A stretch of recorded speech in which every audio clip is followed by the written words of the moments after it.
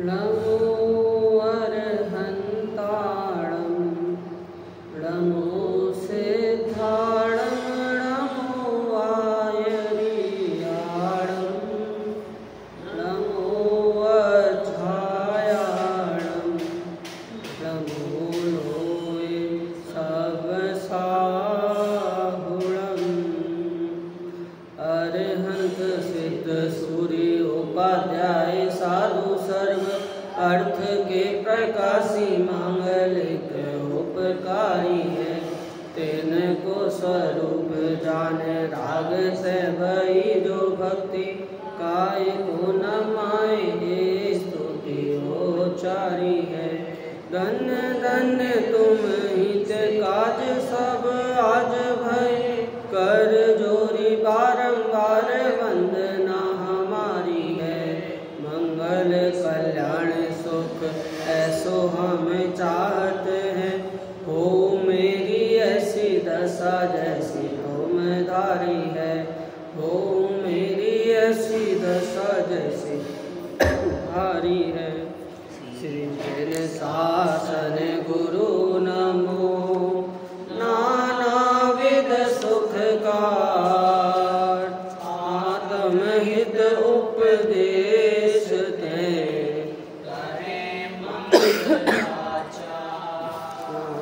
सुविजिन शासन में आत्मानुशासन श्रुत जाकी सुख हारी सुखकारी साची शासना। जाको गुण भद्र करता गुण भद्र जाको जानी भद्र गुण धारी भव्य करत उपासना। ऐसे सारे शास्त्र को जीवनी को बने उपकार नासे मिथ्या भ्रम वासना। ताते देश भाषा करी अर्थ को प्रकाश करो। जाते मंद बुद्धि होके होते अर्थ भाषना। जाते मंद बुद्धि होके होते अर्थ भाषना। लक्ष्मी निवास निलयम विलीन विलयम निधाय रदिवीरम आत्मानुशासनमहं वक्षे मोक्षाय भव्यानां। जो लक्ष्मी के निलय रूप उन अविनाशी प्रभु को उर्धार ग्रंथ रचु आत्मानुशासन भव्य जनों को है शिवकार। आत्मानुशासन ग्रंथ गुणभद्राचार्य इसमें धर्म का स्वरूप कह रहे हैं। क्या कह रहे हैं कि आपकी कैसी भी अवस्था हो, यदि ऐसा भी लग रहा है कि सुखी है तो भी धर्म अपनाना, और यदि ऐसा भी लग रहा है कि दुखी है तो भी धर्म अपनाना। दोनों कंडीशन में धर्म की शरण ग्रहण करना ही है। ये कंपलसरी बोला, इसको ऐसा ऑप्शनल में नहीं रखना। कंपल्सन कहा कि भाई धर्म है वो बहुत ज़रूरी है। इसके बाद कह रहे हैं कि सुख और दुख में अपनाना, और कैसे अपनाना, तो विषय सुख भोगते हुए भी धर्म की रक्षा की प्रेरणा फिर उन्होंने दी कि अभी घबराना मत कि एक बार में ही इतना सब उपदेश दे दिया, एक बार में ही एकदम से ही हमें धर्म पूरा अपनाना पड़ेगा, ऐसे नहीं कह रहे हैं। आप विषय सुख में रहो, गृहस्थी में रहो, जो व्यापार आदि के कार्य चल रहे हैं वह करो, पर साथ में क्या करो, धर्म की भी रक्षा करो। क्यों करो, तो इसका उपदेश दिया कि भाई इसलिए करो क्योंकि धर्म आचरण नहीं करोगे तो सुखी की प्राप्ति नहीं होगी। एक बार आपने संसार में भी सुना होगा, आजकल वैसे भी बहुत यूज होता है, हमें अच्छी वाइब नहीं आ रही, वाइब्स पॉजिटिव वाइब्स नहीं आ रही। वाइब्स मतलब वाइब्रेशंस होता है।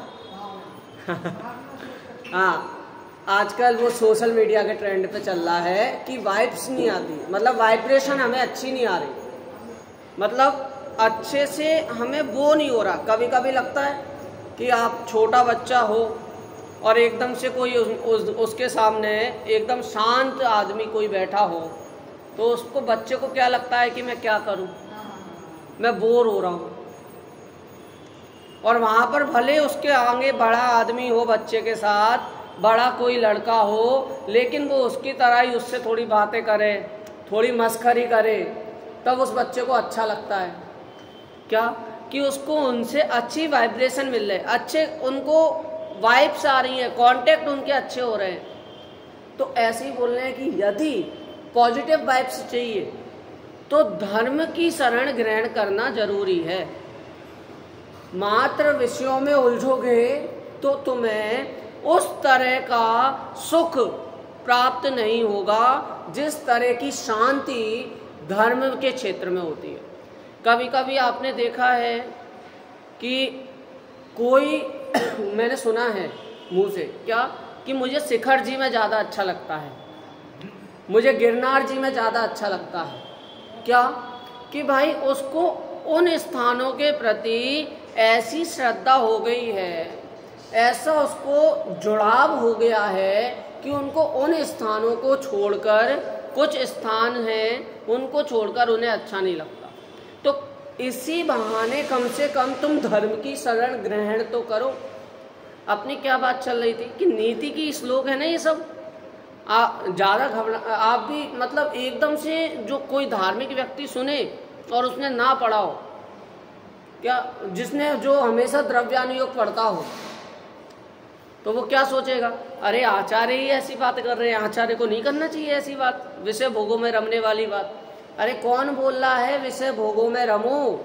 हम तो ये कह रहे हैं कि यदि विषय भोगों में हो और छोड़ने में डर लग रहा है, एकदम से धर्म की शरण ग्रहण करने में भय हो रहा है, तो चिंता नहीं करो, विषय भोग में तो रहो, अभी विषयों में रहो, लेकिन साथ में धर्म करो। आप ऐसा तो नहीं करोगे कि छोटे बच्चे को पाठशाला भेजोगे और फिर बाद में उसको पूरा आप क्या ही करोगे, वो ही हमें सुना, बाकी लौकिक का भी सुनते हो या नहीं, खेलने भी भेजते हो या नहीं। तो इसलिए अभी तो ये सब कार्य भी कर, लेकिन पाठशाला भी जा, धार्मिक संस्कार ग्रहण भी कर। तो इसीलिए विषय भोगों में जो रमा हुआ है उसको ये उपदेश दे रहे। आगे क्या कहते हैं, इसके बाद श्लोक में बात आई आत्मा के परिणामों से ही नहीं। फिर इसके बाद कृषक का कहा कि जिस प्रकार एक बीज होता है वो वृक्ष रूप पल्लवित होता है, उसी प्रकार धर्म का यदि बीज पड़ेगा। कैसे बीज पड़ेगा? इसमें बीज की बात क्यों की? क्योंकि अभी तो तू विषय भोगों में है, धर्म का थोड़ा भी बीज पड़ेगा, थोड़ा सा भी 7 तत्व 6 द्रव्य 9 पदार्थ इनका ज्ञान होके, इनका जब ज्ञान हुआ तब श्रद्धान रूपी जब बीज थोड़ा उत्पन्न हुआ तो वो धर्म रूपी वृक्ष में पल्लवित होगा ही होगा। इसलिए धर्म की शरण ग्रहण कर। देखिए आचार्यों ने जो भी कहा ना वो एकदम सूत्रात्मक शैली में कहा है। अपने लिए सूत्र, आपने सूत्र बोलते हैं तो सबसे पहले एक ग्रंथ याद आता है तत्वार्थ सूत्र। क्यों कहा सूत्र?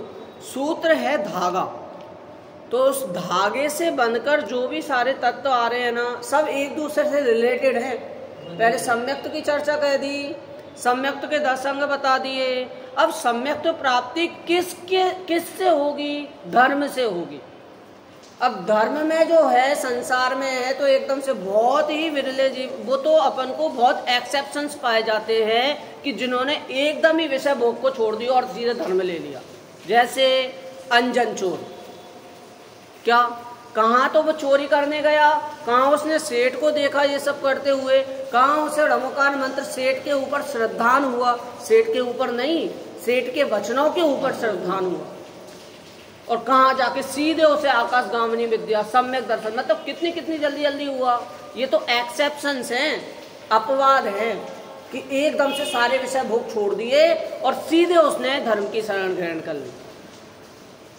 ऐसा वास्तव में यदि बहुत कम पाए जाएंगे ऐसे जीव, लेकिन सबसे ज़्यादा की अपेक्षा बात कर रहे हैं ना, हम भी चाहते हैं ना कि ज़्यादा लोग अच्छे रहें, ज़्यादा लोग धर्म से जुड़ें। तो आचार्य भी कह रहे हैं कि ज़्यादातर लोग तो ये हैं कि विषय भोग नहीं छोड़ पा रहे जल्दी, तो कम से कम अभी छोटा सा बीज उनको दो धर्म का, और बीज उत्पन्न होगा तो वो धर्म रूपी वृक्ष में बढ़ेगा, इससे ही उसको सुख की प्राप्ति होगी। एक सूत्र है, मतलब एक वो है श्लोक जो कि अपने अष्टपाहुड़ ग्रंथ है, उनमें से जो सूत्र पाहुड़ की रचना हो रही थी तब वो श्लोक लिखने में आया था। क्या था कि मेरे को उसका वो तो याद है, क्या बोलते हैं उसका छंद, उसका भावार्थ याद है कि जैसे सुई होती है, हाँ ये मिल गया, मैं बोलता हूँ एक बार आप बोलना। डोरा सहित सुई नहीं खोती, गिरे चाहे वन भवन। डोरा सहित सुई नहीं खोती, गिरे चाहे वन भवन। संसार सागर पार हो जिन सूत्र के अमृत श्रवण। संसार सागर जिन सूत्र के अमृत श्रवण। कि जिस प्रकार सुई है, अगर वो डोरे से नहीं बंधी होगी और गिर गई तो उसका खोना ना के उसका मिलना ना के बराबर है। लेकिन यदि वो डोरे से बंधी है, धागा दिख रहा है, तो उसको ढूंढने में बहुत सरलता होती है। उसी प्रकार यदि ये जीव सूत्र है, मतलब जो डोरे से बने हुए तत्व हैं, उनको यदि श्रवण मात्र करता है, सुनता अकेले है, तो उसका संसार सागर पार होता ही है। जहां पर ही लग जाए वहां पर समझना एकदम कंफर्मेशन दिया है, एकदम थप्पा लग गया है, गारंटी वारंटी, कब तक की, अनंत कालों की गारंटी मिल गई है।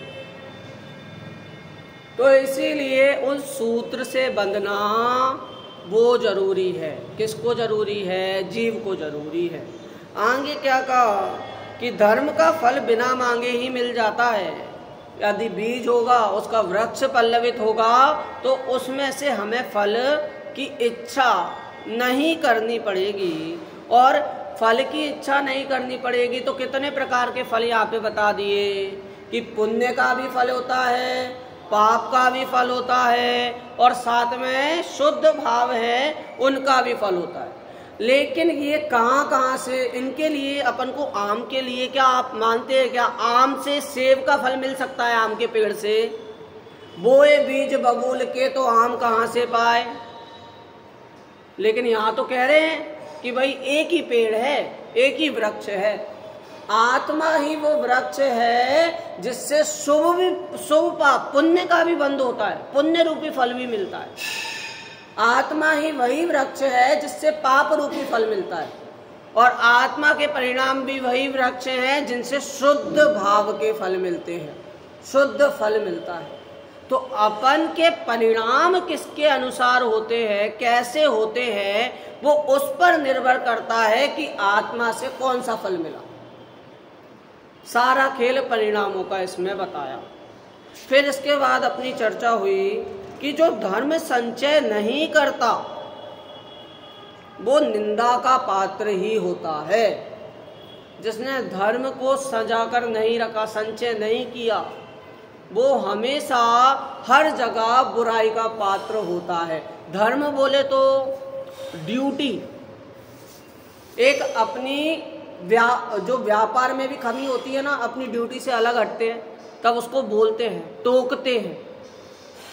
मंदिर में भी कोई शोर करता है, बच्चा शोर करता है, खाने पीने की चीजें लाता है, उसे टोकते हैं। इस स्थान पर तेरा ये धर्म कार्यकारी नहीं है, अपने धर्म से च्युत मत हो, कहते हो ना उसे। तो उसी प्रकार यहाँ पर भी कि भाई जो धर्म से हटा उसको डांट पड़ेगी, उसको निंदा करेंगे उसकी, ऐसा कहा। और फिर आज अपनी चर्चा चलेगी विषय सुख भोगते हुए भी धर्मोपार्जन संभव है। बड़ा अजीब और अटपटा सा लगता है सुन के कि हम विषय सुख भी भोग रहे हैं और धर्मोपार्जन कर रहे हैं। कभी तो कहा कि विषय को छोड़ना है, कभी कह रहे हो विषय सुख भोगते हुए धर्म होना है। मतलब ये तो वो बात हो गई, कौन सी बात हो गई कि जहर खा के भी जीवित रह सकते हैं।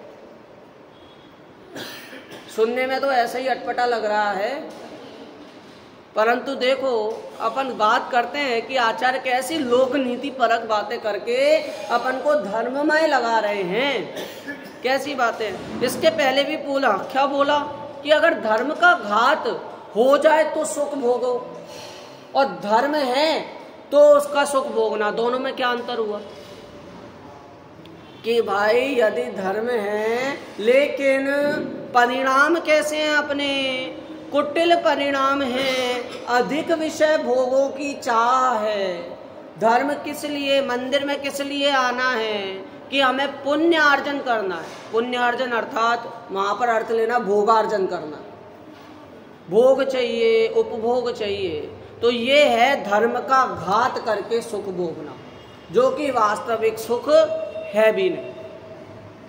और दूसरा कि धर्म है लेकिन धर्म में समय दे रहे हैं, परिणाम अपने शुद्ध हैं, लेकिन गृहस्थी में फंसे हुए हैं तो कुछ भोगना पड़ेंगे, कुछ आरंभवादी कार्य होंगे, परंतु धर्म होते हुए भी जो अपने शुद्ध पारिणामिक तत्व का पता है तो वो धर्म होते हुए सुख भोगना कहा। यहाँ पर भी क्या कहा कि विषय को भोगते हुए, विषय सुख के चाह होते हुए भी सुख भोगना, धर्म में लगना किस तरह। एक बार उत्थानिका पढ़ के अपन श्लोक यहाँ पर पाठ करते हैं। यहाँ तर्क है कि विषय सुख भोगते हुए धर्मोपार्जन करना संभव नहीं है, इसलिए उक्त उपदेश छिपाने योग्य है, कहने योग्य नहीं। आगामी छंद में इस तर्क का समाधान करते हैं। आर्या छंद है, एक बार बोलता हूँ मैं और दोहराना। कर्तृत्व हेतु कर्तृत्वा नुमतई स्मरण, नहीं सॉरी, आर्या है ना, आर्या मेरे को अनुष्टुप लगा। कर्तृत्व हेतु कर्तृत्वा नुमतई स्मरण चरण वचनेषु यः सर्वथाभिगम्यः स कथम धर्मो न संग्राह्यः, स कथम धर्मो न संग्राह्यः। कृतकारित अनुमोदन द्वारा अंतःकरण वचन तन से गणने योग्य सर्वथा है, फिर धर्म ग्राह्य नहीं हो सकते। हो कैसे भाई? सही बात है कि भाई अपन ने कृत कारित अनुमोदन द्वारा अंतःकरण वचन तन से करने योग्य सर्वता है, फिर धर्म ग्राह्य नहीं हो कैसे। क्या कि यहाँ पर विषय सुख तो दिख रहे हैं, मूल क्या कारण है। जैसे अपनी बात हुई कि ग्वाले ने मुनिराज पर कंबल डाल दिया, तो उसको पाप लगेगा या पुण्य लगेगा? काय की मुख्यता है यहाँ? परिणामों की, इंटेंशंस की। जब विषय में जो जीव अपन को बाहर से दिख रहा है, लेकिन उसके इंटेंशन कैसे हैं उस पर निर्भर करता है कि वो धर्म की शरण में है या उससे दूर है। यदि कृत, कारित और अनुमोदना तीन चीजें हुई। क्या कि सबसे पहले तो खुद करना कि जो मैं कार्य करूंगा सही कर रहा हूं। दूसरी बात जो कर दूसरे से करवाना। क्या शिखर जी आदि जाते हैं तो आप भी देते हो कि मेरी तरफ से ये डाल देना गुल्लक में, मेरी तरफ से ये वाला दान दे देना। अरे भाई पहले तो दान के विषय में अगर बात करें तो जो दान दे रहे हैं ना अपन दूसरे को, पहले वो पैसे अलग रखते थे। क्यों? मिक्स मिलाते नहीं थे क्या कि ये मेरे नहीं है, मेरा धन नहीं है। जे उनकी भावनाएं हैं, उन भावनाओं को मैं लेकर जा रहा हूं। तो इस प्रकार दान आदि देकर दूसरे को कार्य किस में आ गया और किस में आ गया कि किसी भी धर्म में, मंदिर में, दान आदि कार्यों में किसी को दे देना। क्यों? अपन तो कर नहीं रहे, मंदिर अपन थोड़ी ना बना रहे हैं, लेकिन हमारे उसमें क्या है कि हम कार्य कर रहे हैं ना, किसी को देकर कुछ कार्य करवा रहे हैं ना, हमारा उसमें कंट्रीब्यूशन है। और फिर इसके बाद दूसरा अनुमोदना। कैसे अनुमोदना? मन से, वचन से, काय से, तीनों प्रकार से अनुमोदना करना। एक सेशन हुआ था वहाँ पर कोलकाता में, अनुभव जी करेली ने लिया था। उन्होंने एक बहुत अच्छी बात बताई। यूथ सेशन था तो उन्होंने बोला, यूथ वाले बोल रहे थे कि भाई हम करें क्या करें, कैसे रहें संसार में, हमें समझ में नहीं आता, हमसे कसाई हो जाती है। तो वहाँ पर उन्होंने बताया कि 3 चीज़ें शुरू होती हैं मन, वचन, काय से। अनुमोदना है वो कहाँ से शुरू होगी? सबसे पहला अपना फैक्टर वो मन में होगा शुरू। यदि मन में कुटिलता होगी तो अनुमोदना का पाप, यदि अनुमोदना सही से नहीं हुई तो कृत और कारित भी बिल्कुल अच्छे से नहीं होंगे। क्यों? क्योंकि मेन फैक्टर अपना मुख्य स्तोत्र क्या है? मन है। मन को हालांकि अपन ने किस में लिया है? इंद्रियों में आता है ना मन, अंतरंग इंद्रिय है, लेकिन वो मन में विचारने की शक्ति है, विवेक की शक्ति हम कह रहे हैं, वो मन द्वारा होती है।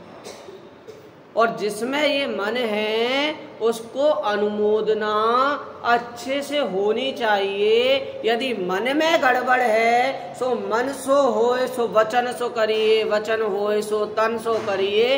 ये तो अपन ने धर्म में कह रहे हैं, लेकिन ऐसे ही कसायों के परिणाम हैं कि भाई मन में है तो वो वचन में आएगा ही, और नहीं भी आएगा तो मन के परिणाम कौन जान सकता है। छोटे दादा ने बहुत अच्छा लिखा है क्या कि वो हमेशा अहिंसा की बात करते हैं तो हमेशा ये 3 बातें कहते हैं। क्या?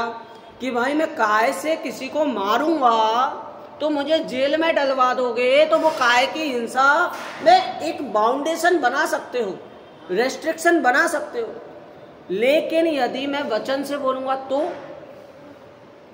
चलो ठीक है, हमने वचन से बोला, यहाँ पर आके कुछ भी बोला, माइक पे अच्छे अच्छे शब्द बोल दिए, तो आप मुझे माइक पे बिठाओगे क्या?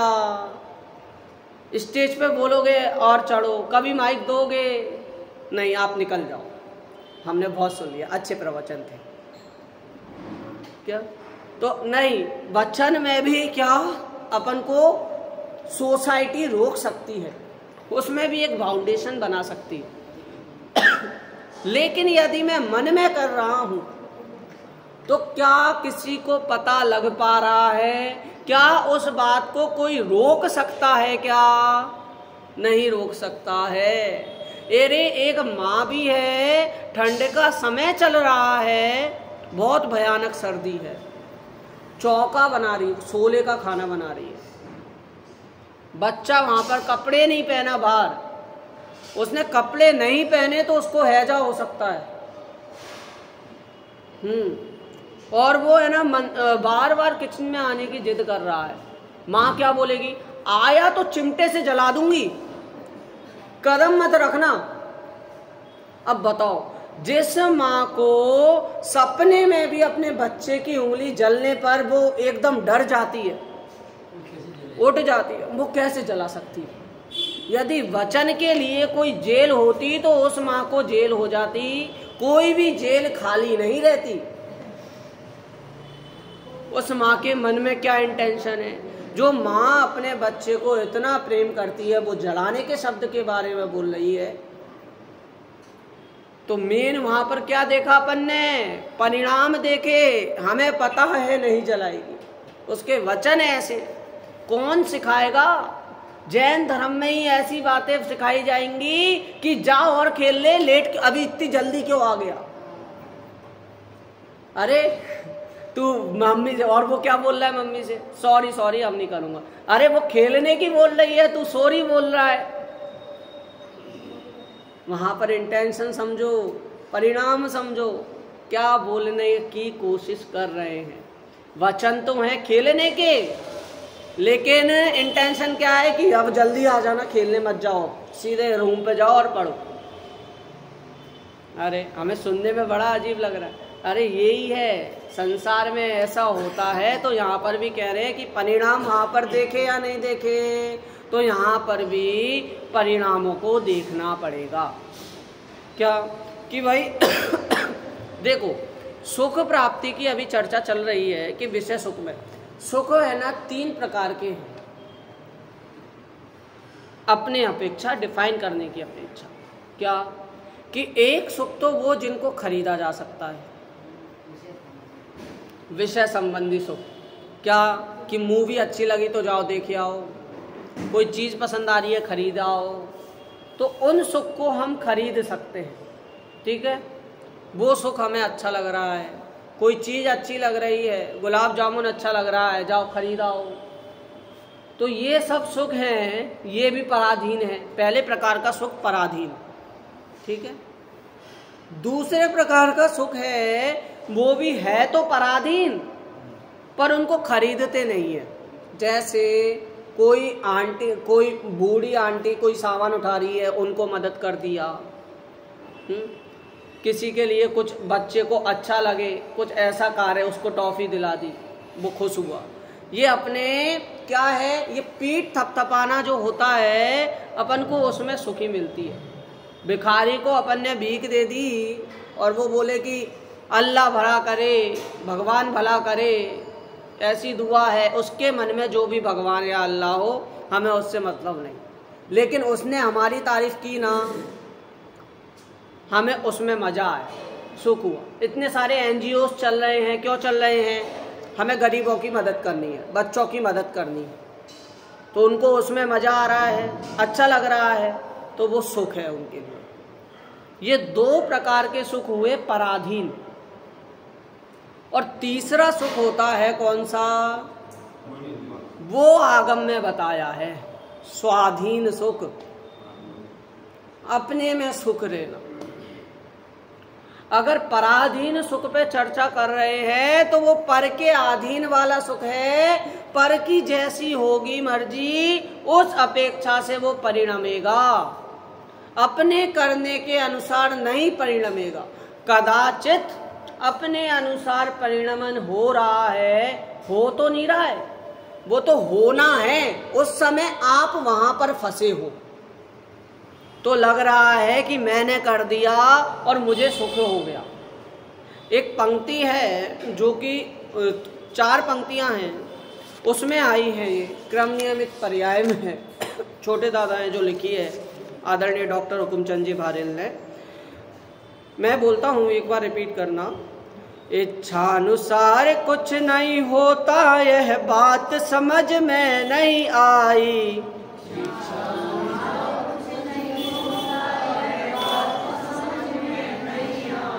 इसको ही करता कहते हैं, अरे यही अकर्ता है भाई। इसको ही करता कहते हैं, तद्रूप परिणमित होते हैं, इससे कर्ता कहलाते हैं। तद्रूप परिणमित होते हैं, इससे कर्ता कहलाते। कुछ फेर फार कर सके नहीं, इसलिए अकर्ता है भाई।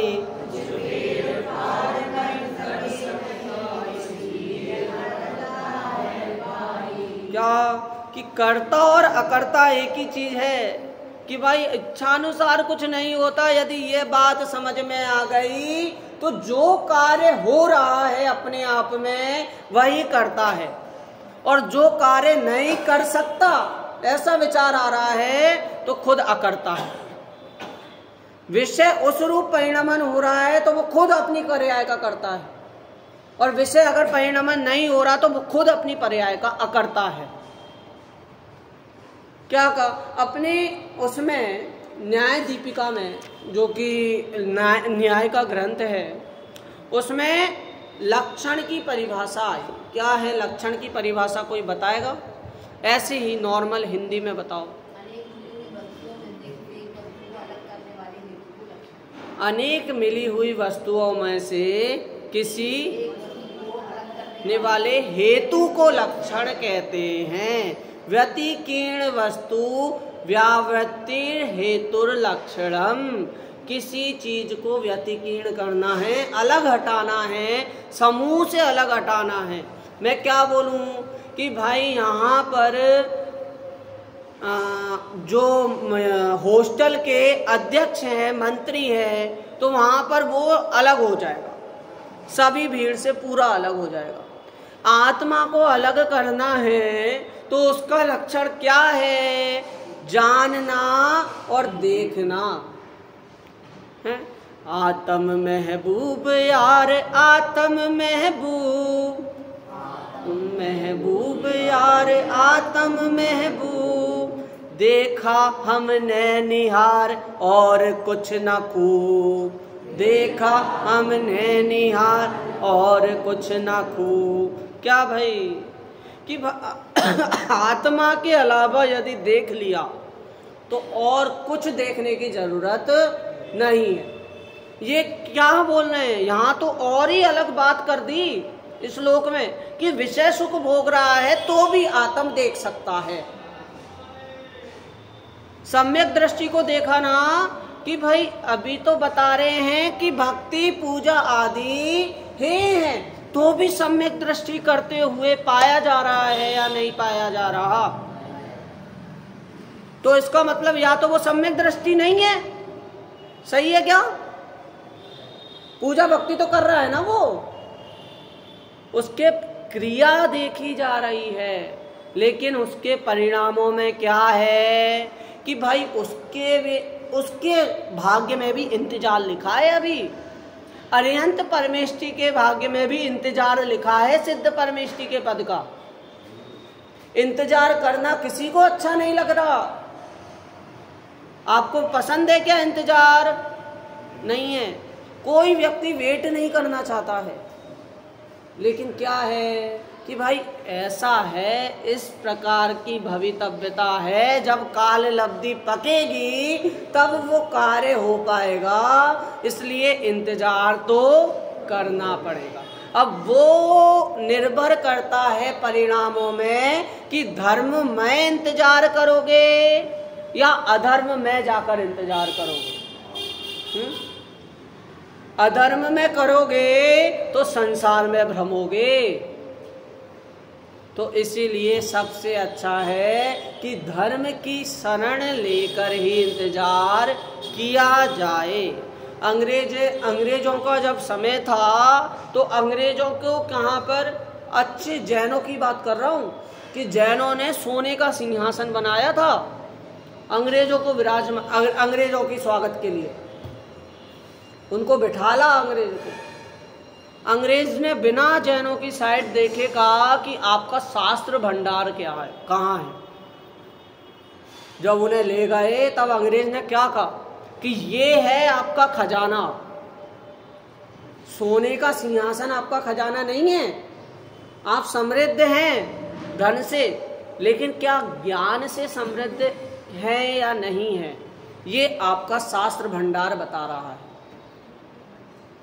क्या बोले? गांधी जी ने खुद बोला था, जिन्होंने अहिंसा का संदेश सबको दिया, पूरे अपने भारत देश को, उन्होंने खुद ने कहा कि यदि चोरी करना पाप नहीं होता तो मैं जैनों के ग्रंथ चुरा लेता। क्या इतनी महत्वपूर्ण बातें सभी, आप एक बार ऐसा गूगल पे भी सर्च करके देखना, जैन दर्शन से, जैन फिलोसॉफी से दूसरी फिलोसॉफी, ग्रीक फिलोसॉफी देखना, वेस्टर्न फिलोसॉफी देखना, वो जो बातें शरीर के संबंध में बता रहे हैं, जो एकत्व के उससे बता रहे हैं, जैन धर्म में अनेकांत के उससे उनको अलग अलग रूप में बताया है। और सबसे ज़्यादा अच्छा और सबसे ज़्यादा लॉजिकली अपनी जैन फिलोसॉफी ही कहती है। ये अपने लिए विक्ट्री है, एक अपने लिए ये खजाना है। तो इसलिए अभी तो अपन को जितने आगम उपलब्ध हैं, ये तो कह रहे हैं कि अभी तो आपके आधे से ज़्यादा जला दिए गए हैं और बहुत ज़्यादा जला दिए हैं। लेकिन जितने हैं अभी कम से कम इनकी रक्षा कैसे हो? इनकी रक्षा सजाकर, कवर चढ़ाकर, पेज चिपकाकर, ये तो शास्त्र सज्जा में चलो आ गया, हम इसकी नहीं रोक रहे। लेकिन जब तक उसको पढ़ेंगे नहीं, जब तक अपने मन में उतारेंगे नहीं, कंठ में बसाएंगे नहीं, तब तक उस आगम की रक्षा नहीं होगी। यशपाल जी, ब्रह्मचारी यशपाल जी, जिन्हें हम अन्ना जी कहते थे, उन्होंने एक परंपरा शुरू की थी। क्या शुरू? कंठ पाठ की, कि बच्चा किसी भी माध्यम से हमें सुनाए। पैसों के लालच में भले सुना रहा है, लेकिन उसके मन में, उसके कंठ में कम से कम जिनवाणी विराजमान हो रही है। वो हमारे जिनवाणी की रक्षा है, आगम की रक्षा है। सभी बच्चों ने सुनाया है और उनमें से भी आधे बच्चों ने अभी तक याद है। और एक बच्चा जो सुनाता था, उन सब बच्चों को वो लगन लगती थी। अभी तक उन्होंने पश्चाताप नाम का जो महाकाव्य है, वो अभी तक किसी ने नहीं सुनाया। जब मैंने शुरू किया तब 5-6 बच्चे और आ गए। क्या कि एक बार अपन को मुहिम लागू करनी पड़ेगी, उस पंक्ति में बाकी लोग जुड़ते जाएंगे। जैसे एक डायलॉग आता है कि हम जहाँ से शुरू होते हैं, हाँ, हम जहाँ से खड़े होते हैं वहीं से लाइन शुरू होती है। तो बस यही है, आगे चाहे कितने भी लोग खड़े हों, हमें उससे मतलब नहीं है। लेकिन मैं एक आत्मा हूँ, ये एक बार पता चल गया, जो हूँ मैं हूँ, ये पता चल गया, तब अपन से ही सब कुछ शुरुआत है और अपन पे ही जाकर सब कुछ अंत है। ये बात समझनी पड़ेगी। जैसे अपन ने एक बार सबसे शुरू में एक श्लोक बोला था, संस्कृत का है वो, रे रे चातक सावधान मनसा। आप एक बार दोहराना, मैं बोलता हूँ। रे रे चातक सावधान मनसा,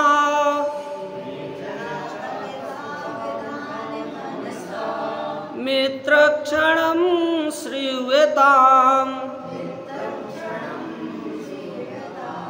अम्भादां बहवो हि सन्ति गगने, अम्भादां बहवो हि सन्ति गगने, सर्वेऽपि नैतादृशा, सर्वेऽपि नैतादृशा, केचित् वृष्टिभिराद्रयन्ति वसुधां, केचित् राधरन्ति वसुधां, गर्जन्ति केचिद्वृथा, गर्जन्ति केचिद्वृथा, यं यं पश्यसि तस्य तस्य पुरतो, यं यं पश्यसि पुरतो, मा ब्रूहि दीनं वचः, दीनं वचः।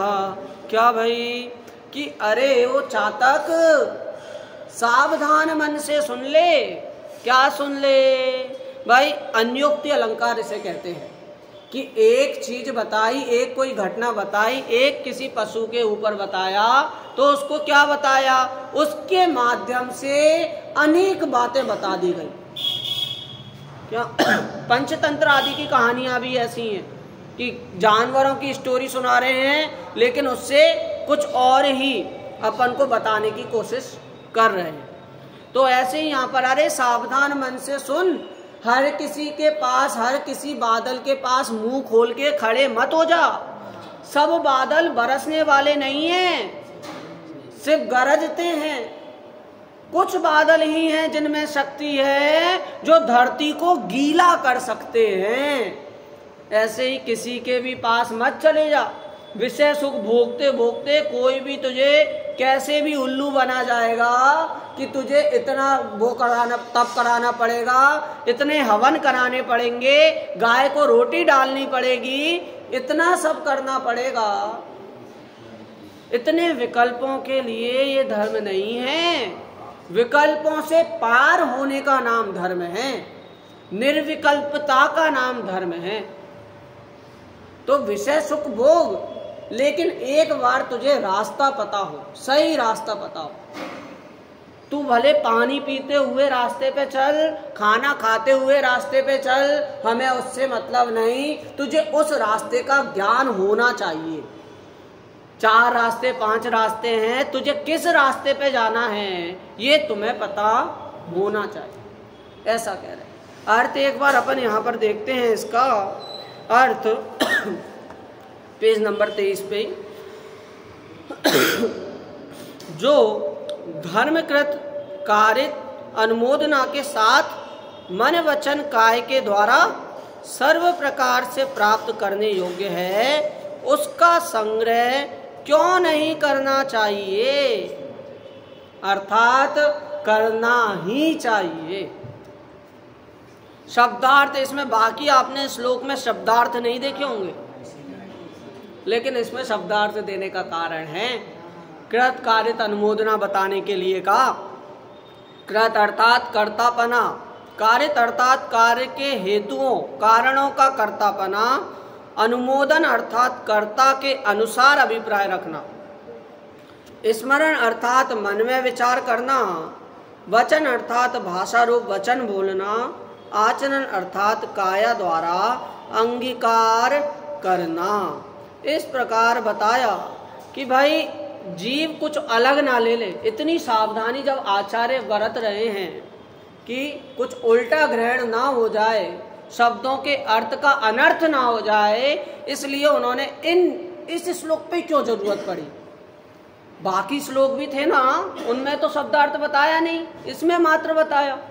अरे भाई, क्योंकि मुख्य प्रयोजन तो यहाँ पर ही बताया, मन वचन काय जो अपना मेन रास्ता है, और कृत कारित अनुमोदना जो मेन है कि कृत कहाँ पर होना चाहिए, बुरे परिणामों पे नहीं, बुरे कामों में नहीं, कृत धर्म के कार्यों में का, कार्य धर्म के कार्यों में का, और अनुमोदना भी धर्म के कार्य जो कि मन से शुरू है। फिर भावार्थ एक बार अपन देखते हैं। यदि धर्म एक ही प्रकार का होता तो समस्त विषयों का त्याग करने पर ही धर्म होता, परंतु जब तक समस्त विषयों का त्याग संभव ना हो सके तब तक अनेक प्रकार से थोड़े थोड़े धर्म का ही संचय करना चाहिए। कि भाई गरीबी किसका नाम कहा, कि ऐसा नहीं कि गरीबी है तो एकदम घर पे पड़े रहे, उसमें भी कोशिश कर रहा है ना कुछ धन लाने की, इतना पुरुषार्थ हो रहा है ना उसको। हाँ, तो थोड़ा पुरुषार्थ, अभी भले तू एकदम से करोड़पति नहीं हो रहा, लेकिन कम से कम धीरे धीरे धीरे करके, जब तुझे घर का खर्चा उठाना है, बीवी बच्चों का खर्चा उठाना है, तो थोड़ा थोड़ा धन का संचय करते रहे। जिस प्रकार अनेक प्रकार के व्यापार से धन संचय किया जाता है, उसी प्रकार अनेक प्रकार के धर्म साधनों से धर्म का संचय करना चाहिए। धर्म का संचय 9 प्रकार से होता है। मन से धर्म का करना, कराना और अनुमोदना करना, वचन से धर्म का करना, कराना और अनुमोदना करना, तथा काया से धर्म का करना, कराना और अनुमोदना करना। धर्म के अनेक अंग हैं, उनमें जो धर्म करना संभव हो वही धर्म करना चाहिए। एक अंग भी थोड़ा बहुत जितना बने उतना ही करना चाहिए। इस प्रकार सभी प्रकार से धर्म का संचय होता है। अतः तू कठिनाई बताकर धर्म कार्य में निरुद्यमी अर्थात आलसी रहना चाहता है, लेकिन जिस प्रकार आलसी व्यक्ति दरिद्री होकर दुख प्राप्त करता है, उसी प्रकार तू भी पुण्यहीन होकर नरकादि में दुख प्राप्त करेगा। इसलिए धर्म का संग्रह करना ही योग्य है। बताइए क्या कहा कि भाई आलस्य ग्रहण नहीं करना। ये कहाँ पर आई है बात आपको पता है? एक और ग्रंथ में कहा कि जैसे बने वैसे धर्म में लगो, लेकिन आलस्य ग्रहण नहीं करना। मोक्ष मार्ग प्रकाशक में कहा आलसी नहीं होना, आलस्य ग्रहण नहीं करना। आलसी यहाँ पर भी मना किया कि भाई किसी भी पूरे जनागम में कोई भी एक अलग बात देखने को नहीं मिलेगी। आपको एक चीज पढ़ के दूसरा कोई रेफरेंस याद आ ही जाएगा। क्यों? क्योंकि सारे ग्रंथों में बात एक ही है। क्या जिनागम का सार क्या है? जीव जुदा पुद्गल जुदा, यही तत्व का सार। अनेक में से एक में संकुचित होने को कहा है, उसको धर्म कहा है। कर सीमित निज ज्ञान क्यों प्रगट हो पूर्ण ज्ञान। कहा कि ज्ञान फैलाने को केवल ज्ञान नहीं का, ज्ञान सीमित करने का नाम केवल ज्ञान का है। ये बात समझना चाहिए। अपन ज्ञान का भंडार जितना करने, जितना पढ़ने, आगम पढ़ने, उसमें अपन मानते हैं कि भाई हमें इतनी जल्दी केवल ज्ञान की प्राप्ति हो, कहते हैं नहीं होगी। क्योंकि मुख्य किसका है? मुख्यता अपनी है। जब तक अपना ज्ञान नहीं होगा तब तक केवल ज्ञान नहीं होगा। जैसे एक सुखी होने की बात कर रहे हैं, 3 प्रकार के सुख की अपन ने चर्चा की पहले में कि भाई 2 तो पराधीन है, 1 स्वाधीन है। अंतिम बात करते हैं कि स्वाधीन सुख एक उदाहरण के माध्यम से बताता हूँ। एक बूढ़े हैं, दादाजी हैं, उन्होंने अपने परिवार में अपनी पूरी संपत्ति बांट दी। परिवार और वो अपनी मर्जी से कहाँ गए? वृद्धाश्रम गए। वृद्धाश्रम में बेटे ने खिड़की खोल के बताई कि देखो यहाँ से ऐसा है, पूरा रूम वगैरह बताया। अब दादा बोल रहे हैं मुझे बहुत अच्छा लग रहा है रूम, बहुत बढ़िया है, ज़्यादा अच्छा लग रहा है यहाँ पे। तो बोलते आपको यहाँ अच्छा लग रहा है? हम छोड़ के जा रहे हैं और अच्छा लग रहा है, परिवार से अलग हो रहे हो, अच्छा लग रहा है? बोलते हाँ मुझे अच्छा लग रहा है। क्यों? क्योंकि मैंने सोच रखा है कि मैं सुखी हूँ, मुझे अच्छा लगना है। जब मन में ऐसा विचार है तो मैं खुद को अच्छा ही लगाऊंगा। उसको कहा स्वाधीन सुख कि भाई यदि सोच रखा है कि मेरे पास हीरा है तो क्या अपने आप को गरीब महसूस करोगे? क्या नहीं करोगे। क्या मेन बात अपने परिणामों की है। अगर मन में है कि भाई मैं शुद्ध हूँ, मेरा कोई कुछ नहीं बिगाड़ सकता, निर्भयता आएगी, निर्भीकता आएगी, और यही एक आनंद का कारण है। इस प्रकार धर्म का स्वरूप का, और आगे अपनी बात आएगी कि धर्म का फल क्या होता है, इसकी चर्चा कल अपने समक्ष यहाँ पर होगी।